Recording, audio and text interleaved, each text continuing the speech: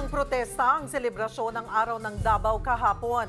Hindi napigilan ni Davao City Mayor Baste Duterte na magsalita laban kay Pangulong Bongbong Marcos. Magbabalita si Angela Lagunzad Castro. Davao Day pero tila nagmisulang protesta ng mga Davaoenyo ang ika-88 anibersaryo ng lungsod kahapon. Nagtipon-tipon ng libu-libong taga-suporta ni dating Pangulong Rodrigo Duterte, dala-dala ang kani-kanilang banners at placards upang iparating ang kanilang hiling, "Bring Duterte Home."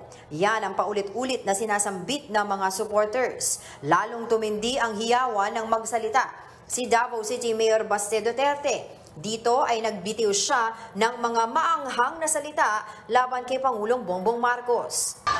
Mr. President Marcos, you will never be loved. Especially to us who are calling out Rodi Duterte's name, you will never be loved, Mr. Marcos.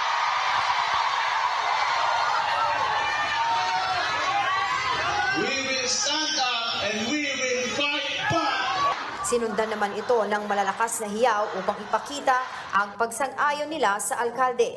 Nagsalita rin si Senator Bongo at dito ay umapila hindi lamang sa mga supporter kundi sa mga politiko na una na raw pinansin at minahal ni dating Pangulo na huwag siyang kalimutan. Please lang, huwag kayo tumigil. Huwag mo tayo tumigil hanggang hindi nila pinapauwi.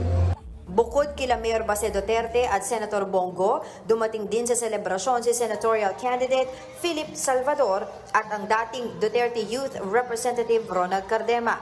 Nakasuot ng itim ang karamihan na dumalo sa selebrasyon. 415 contingents ang nakilahok sa parada na kinabibilangan ng iba't ibang sektor. Sa kabuuan, tinatayang 20,000 na katao ang dumalo sa marcha noong katanghalian ayon sa Davao City Police Office o DCPO. Ang naging malaking demonstrasyon kasama na ang prayer rally sa Rizal Park ay tugon sa pagkakaaresto ni dating Pangulong Rodrigo Duterte noong March 11, 2025. Ako po si Angela Lagunzad Castro para sa 1PH.